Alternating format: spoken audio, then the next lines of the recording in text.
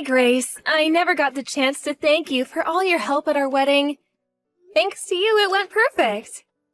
Oh, you're welcome. Oh, and your speech was wonderful. I wish Joan's dad was with us to make the speech. If he was alive, he would have made a better one. Yours was great. My parents were very touched. The wedding was a lot more compact than I expected. Well, we both don't like to be the center of attention. So we only invited close family and kept the crowd as small as possible. A big and gorgeous stage would have been misfit, for you anyway. So I guess a compact wedding was suited for you. You're totally right. I wasn't even sure if I wanted to wear a wedding dress. But you did in the end. Yes, because my grandmother really wanted to see me in one. So I thought I'd give it a try. But I chose a very simple design. I didn't want anything too fancy. Yes, I think you chose right. Sorry to be blunt here, but you wouldn't look good in something fancy. I agree. I was glad everyone enjoyed it, though. I never would have thought my son would choose someone like you. Oh, I know, me neither. He's very handsome, which he must have gotten from you. Anybody would assume he'd choose someone pretty. All of his exes were very pretty. He even dated a girl who won a beauty trophy. Oh, I'm not surprised. Good-looking people must attract other good-looking people. I wish I could be a part of that. The reason why he became attracted to you is probably because of that positivity of yours. I think so. He said he becomes more lively when I'm with him. Oh, I forgot to mention that next month there's a big family gathering. Why don't you two come? Nice! Are we celebrating something? Yes, there's a family member who's turning 100 years old. She's Joan's grandfather's sister, which makes her Joan's great-aunt. Wow, a great-aunt? I did meet John's grandfather at our wedding. He is a very fashionable gentleman. He has 7 siblings. The eldest is turning 100. What is John's grandfather's birth order? The last? That's why the two are quite far apart in age. I bet. Anyway, we have a banquet room booked at a hotel for the celebration. A banquet room? Wow! You should come and say hello. Most of the family weren't invited to the wedding, so you haven't had the chance to meet them. This would be a great opportunity. I agree. I'll check the date with John. Just to confirm, are you sure I'm invited? I will let the host know. Everyone should be aware that John got married, so I'm sure it won't be a problem.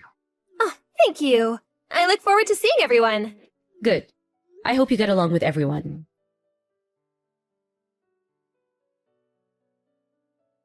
How was the gathering for you last night? You seemed quite nervous. Good morning. Oh, yes, I was very nervous to meet everyone, and I was astonished. How come everyone in the family is so good-looking? I know. I was surprised when I joined the family as well. Everyone has a very pretty face. It made my heart race. I felt completely out of place. You would actually stand out among such good-looking people. As in, a bad way. I think I kinda did. Makes you lose your confidence, doesn't it? You must have felt alien, or even miserable. Maybe. Do you regret that you got married into this family? I mean, I was a little embarrassed. But I didn't feel alien. You don't have to act strong. I'm sure. Because everyone was so nice to me. The younger member of the family went out for more drinks afterwards. We all became good friends. We were calling each other by nicknames by the end of the night. Or should I say, by the morning? We stayed out so long, I just woke up. Huh? You became that close with them? With my family? Yes, we exchanged contacts and everything. We also created a group chat. I'm so glad you asked me to join the gathering. That's not right. Beg your pardon? That's not right. Why did you get close to them? What? Grace, what's wrong? You do not fit in the family. A decent person would realize and want a divorce. How the hell can you not see someone as ugly as you don't belong? Ugly? I'm referring to you. Why is my son married to such a pig? You're not welcomed. Oh, Grace, calm down. How did you do it? Huh? I'm asking you how you tricked my son to marry you. Surely you had to. Do you have something on him? What? No! We're together because we fell in love. I had never tricked him. How could I have that kind of technique? My experience with men are so limited. I don't believe you. That can't be. Who would fall in love with a person like you? You're ugly. You give me chills. What did you do to marry John? I refuse to accept you as my daughter-in-law. Wow. So the truth comes out. I didn't know you thought of me that way. I mean, I did know that you always kept your distance, but I see now that you never liked me. When first John introduced you to me, I was so shocked that I nearly fainted. I couldn't help but wonder if John was having issues with his vision. I do realize that my appearance is far from attractive, but John loves me for who I am inside. If you know that, you're unattractive. How can you allow yourself to be with John? Get a divorce. I don't want to do that. You might not believe this, but we are very happy together. Everyone in the family said that John seems much happier than before. You heard them too, didn't you? That's only because he's still excited about being a newlywed. It will die down in a matter of time. Then he will deeply regret he married an ugly person like you. Oh, well, I don't know.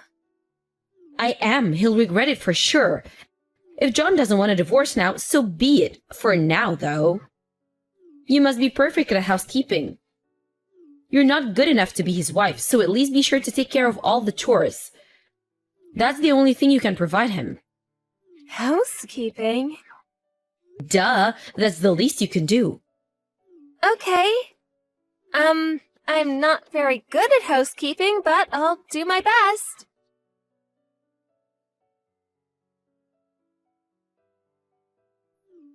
Excuse me? Hi, Grace, what is it? Is something wrong? Yes, something is very wrong. I heard from John's cousin. Is it true that you're making John cook? Oh, that. Have you forgotten what I said to you? An ugly pig like you making my son do chores?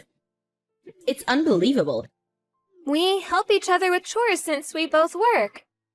Surely I can't manage everything on my own. That's your responsibility. My poor baby, get a divorce, now. He comes home tired from work and you make him go through all that? The wife should take care of all the chores. Why are you working anyway? You should be a full-time housewife and support your husband. Actually, truth be told, John is the full-time homemaker now. Excuse me? John stays at home as the homemaker, and I go out to work as the breadwinner. What are you talking about? You're talking gibberish? John is a sales executive at a trading firm. But he actually became sick from overworking. So he left the firm when we got married. That's why he cooks dinner and does other house chores. What? Why have I not heard about this? This is very significant news. I don't understand why this was kept from me. Probably because he didn't want to tell you. I mean, your reaction is imaginable. You would say something like, "Be a man, blah blah." Your ideology is so biased and outdated. I beg your pardon? Well, John's actions speak the truth, right? He hasn't told you, so he must not trust you. What do you know about my son? Don't you speak like you know everything. John has sometimes spoken about you, and they were mostly negative. What? How so? That you were a lazy, stay-at-home mom.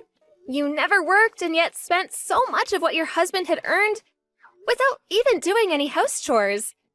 And that you were an arrogant, unlikable person. John said that? Yes, he did to me. So I think that John may not like you that much, Grace. That can't be. You're lying to me. You're lying to me about everything, including that you're the breadwinner. You're trying to deceive me. No, it's the truth. I am in a directive position of an international firm.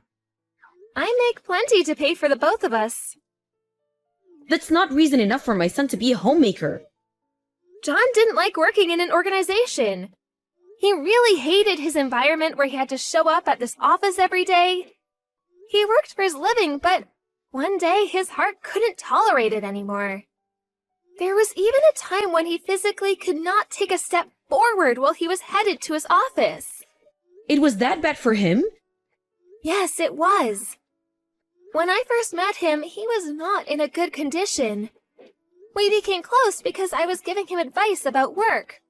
Once we started dating, we realized that we were a good fit because we kind of supplemented each other. So, we got married and agreed that John would be the homemaker. That's why he chose you? The current lifestyle suits him. He seems much happier nowadays. You, a director at an international firm? Do you think I can actually believe that? I don't mean to boast or anything, but I am really good at what I do. My professional background helped me hit it off with your family too, you know? What do you mean? Remember the family gathering you invited me to the other day? Well, a few of us began to talk about work, and it really sparked the conversation. I was like a consultant that night. Some asked me for advice and all. See, that's one of the reasons why I was able to get along with your family. You pig! No, it can't be true. I don't believe any of this. Oh, well, that's too bad. If you don't want to believe it, so be it. I didn't want to, but I will let John know of our conversations. I don't think I can tolerate you calling me a pig any longer anyway.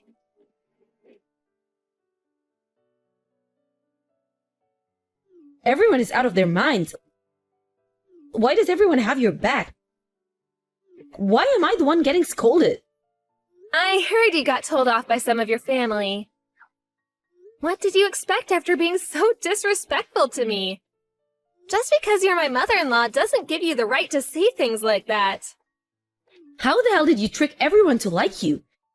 You just got married to John. You're new. Oh, did I never tell you? I am really talented at that. I'm very likable. It's important for me to be able to build a good relationship with people. Not only for work, but also for my personal life. I'm quite proud to say this skill helped me to become a director regardless of my young age. I was even told that I should be begging you for forgiveness. How can this be? Wow, I guess I really am loved. John was furious about all you had to say to me. From my perspective, it's very sweet of someone to become so emotional for me. Everyone is a traitor. When I first joined the family, everyone was nice to me.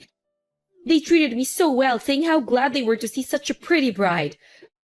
Yes, but you have an ugly personality. And people get used to seeing a pretty face after a while. Who are you calling ugly? Someone as ugly as you can't call someone else ugly. You know, people try to avoid something unattractive. In my case, my personality made up for my unattractiveness. So I always had people around me. In your case, though, your face wasn't enough to make up for your personality. That's why no one is around you anymore. That's how ugly your personality is. Shut your mouth, you pig. John is very disappointed in you. He said he didn't want to contact you anymore, or even see you.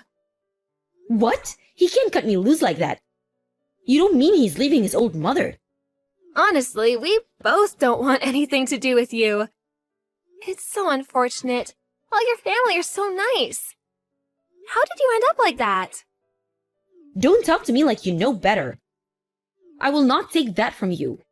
See, that's what I mean by ugly personality. You think you can say anything just because you're pretty? Well, you should know, life is not that easy. Are you scolding me? A petty girl like you? You may be older, but clearly I am much more aware of how the world works. You should feel ashamed you are getting scolded by someone younger than you. I hope one day your heart and face balances out.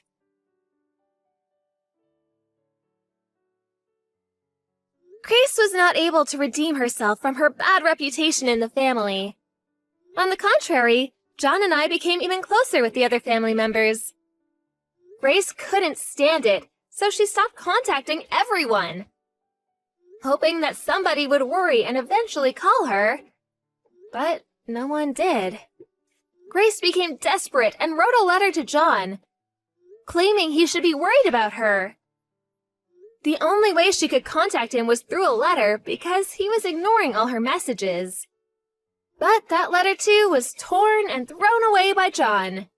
Soon after, our address changed, so we stopped receiving letters. Recently, most of our family has forgotten about Grace. And I am living happily with John.